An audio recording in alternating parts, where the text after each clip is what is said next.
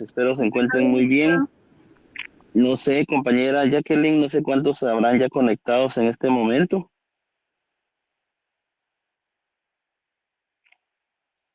Ahorita le confirmo, permítame. Bien. Vamos, solo vamos a dar una información, compañeros, y les voy a dar tiempo para que ustedes puedan prepararse para mañana para estudiar. Habemos Y va a como ser, 50. ya hay 50.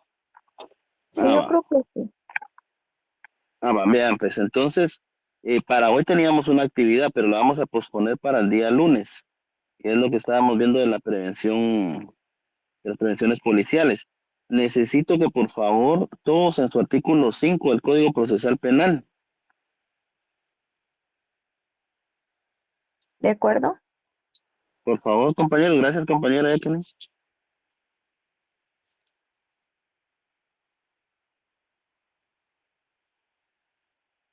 Y por favor a los que no se hayan conectado aún, les pasan la información de lo que vamos a ver ahorita en estos 15 minutos. Y yo estoy grabándole para pasarle la información porque no se pueden unir más de 100 a esto. No se preocupe. Ah, va, gracias, muy amable.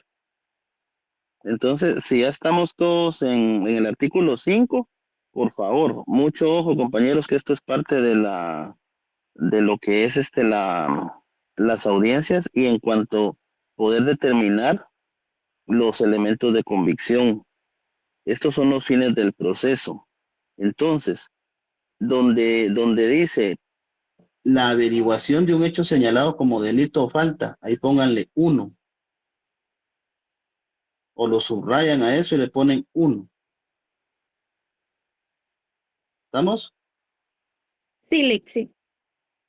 Ahora donde dice circunstancias en que pudo haber sido cometido, 2.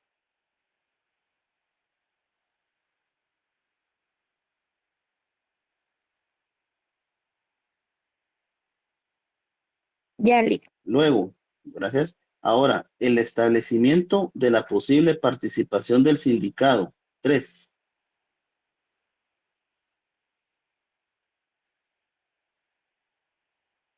Ya, Lick.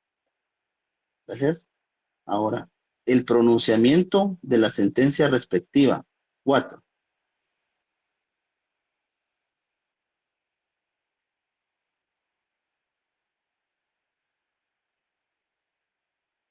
Ya, Lick.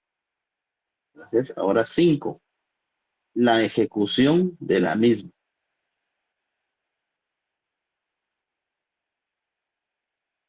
Ya, Lick.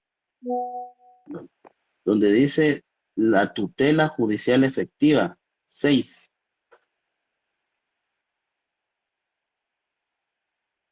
¿Podría repetir, por favor, Lick? Disculpe, lo de la tutela? Donde dice en ese mismo párrafo, dice, tienen derecho a la tutela judicial efectiva, pero solo subrayen la tutela judicial efectiva. Ese es el sexto fin del proceso.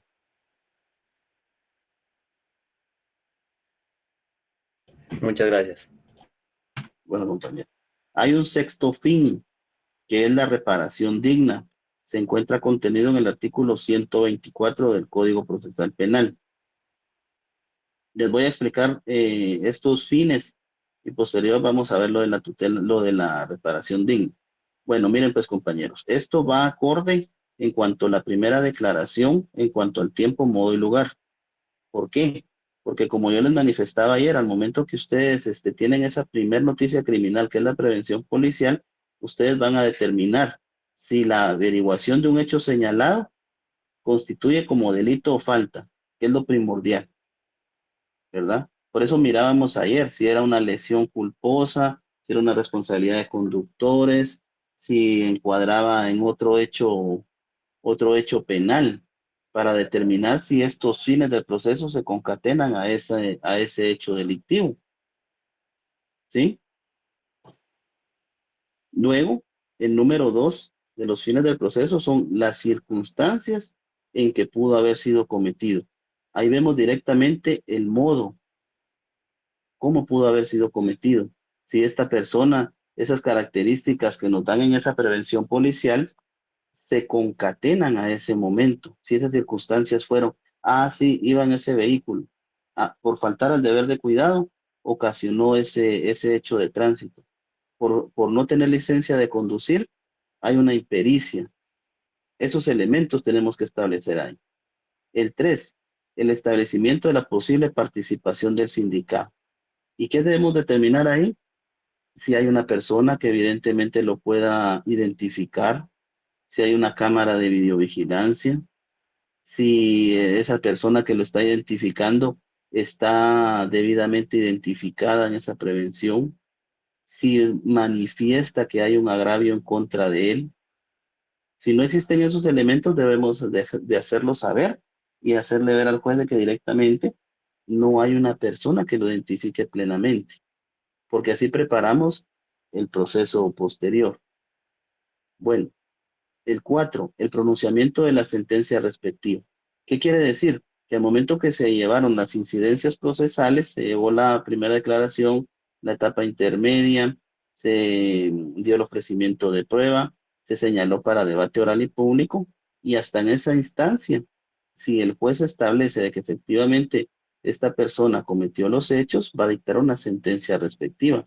Es un fin del proceso y es una garantía constitucional que esa sentencia deba ir debidamente establecida con el fundamento legal. El 11 bis que les recordaba, que les decía, el artículo 11 bis debe establecer los motivos en cuales fundamenta su sentencia. Y toda resolución de juez debe ir así debidamente, ¿verdad? Luego, la ejecución de la misma en el lugar donde va a ser privado de libertad, si en dado caso es condenado, ¿verdad? Y que se cumpla esa efectiva, que se haga la sentencia ejecutorial. La tutela judicial efectiva que toda persona tenemos. El principio de igualdad en cuanto a derechos y condiciones, todos somos iguales en Guatemala, ¿verdad? Yo tengo derechos, tengo obligaciones. Tengo derechos a que se me trate como inocente. Tengo derecho también a tener un trabajo digno, a la educación, a la salud, cosa que aquí complicadamente no se da eso. Pero bueno, ese es otro tema. Y la reparación digna. Vamos a ver el artículo 124 del Código Procesal Penal. Por favor, todos ahí arriba en su artículo 5, si no dice ahí fines del proceso, pónganle ahí fines del proceso. Y bien establecido ahí, por favor. Que no se les vaya a perder ese artículo, por favor. Artículo 124, Código Procesal Penal, capítulo 4, la reparación privada. Como podemos ver, esta reparación digna se va a llevar a cabo, se va a poder ejecutar en una acción civil. Por eso yo les decía, el derecho como tal es tan amplio y va concatenado notariado, civil, mercantil, todo va relacionado directamente una con otra. Porque recordemos que las sentencias debidamente ejecutoriadas, debidamente con cosa juzgada, tienen carácter de título ejecutivo. Y eso es lo que va a venir después para proceder en esa acción civil, para poder demandar y poder ejecutar y hacer un embargo de los bienes suficientes, por ejemplo, una anotación de litis en el registro de la propiedad para garantizar los bienes suficientes. Vamos a ver, artículo 124, derecho a la reparación digna. La reparación a que tiene derecho la víctima comprende la restauración del derecho afectado por el hecho delictivo, que inicia desde reconocer a la víctima como persona con todas sus circunstancias como sujeto de derechos contra quien recayó la acción delictiva, hasta las alternativas disponibles para su reincorporación social a fin de disfrutar o hacer uso de lo más pronto posible del derecho afectado, en la medida que tal reparación sea humanamente posible, y en su caso la indemnización de los daños y perjuicios derivados de la comisión del delito. Para ejercicio de este derecho deben observarse las siguientes reglas. Número 1. La acción de reparación podrá ejercerse en el mismo proceso penal, una vez dictada la sentencia condenatoria. Escuchen bien, una vez dictada la sentencia condenatoria. Porque alguien me va a decir, mire, Lick, es que fíjese que nosotros arreglamos las lesiones culposas que le causaron a mi cliente y fue en la etapa intermedia. Ahí se llegó a un acuerdo, a un finiquito, un reconocimiento de deuda y el juez cerró el proceso. Es cierto, ahí se puede llegar a ese acuerdo conciliatorio y existen las formas para poder presentarlo, ¿verdad? Con una garantía, por ejemplo, con un documento privado, con firma legalizada. Entonces el juez observa que definitivamente la voluntad de las partes se dio y está esa cantidad de dinero para reparar los daños causados.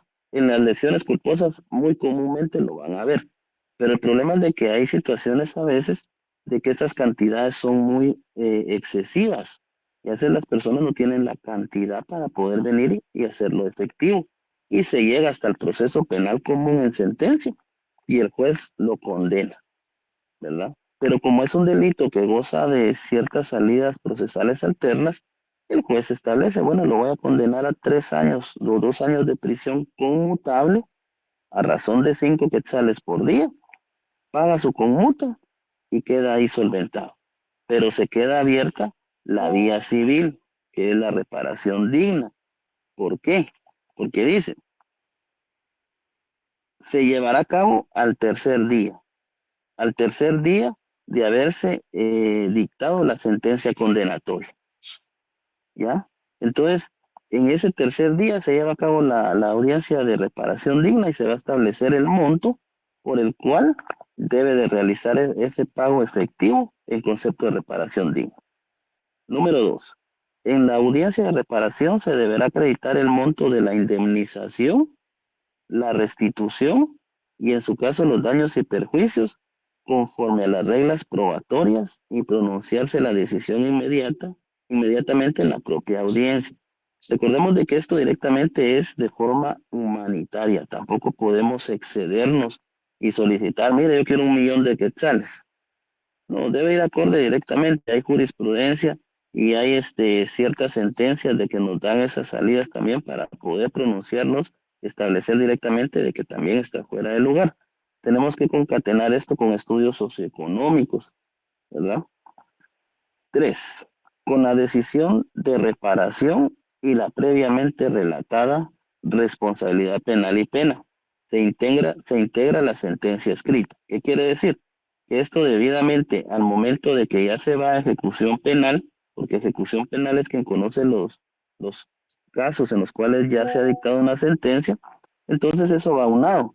Cuando se emite la resolución de ejecución, ahí establece fue sentenciado a 3 años de prisión a razón de 5 quetzales por día. Tiene que pagar la cantidad, por ejemplo, de 3.500 quetzales. Y en concepto de reparación digna, la cantidad de 25.000 quetzales. Ahora alguien me va a decir, mire, Lick, pero fíjese que pagó la conmuta, pero no pagó la reparación digna. ¿Qué pasa ahí? ¿Sigue privado de libertad o se va libre o qué pasa? Bueno, la respuesta acá directamente es que si bien el capítulo establece acción civil, debe de ejecutarse o de hacerse valer a través de la acción civil. ¿Y cómo? Garantizando los bienes suficientes. Y la garantía, ya sea un bien mueble, un bien inmueble, embargo sobre bienes suficientes, ¿verdad? Todos los civilistas acá no me podrán mentir, que así es. Posterior. 4. No obstante lo anterior, en cualquier momento del proceso penal, la víctima o agraviado podrán solicitar al juez o tribunal competente la adopción de medidas cautelares. Ahí está. Señor juez, solicito las medidas cautelares, el embargo, el secuestro, ¿ya?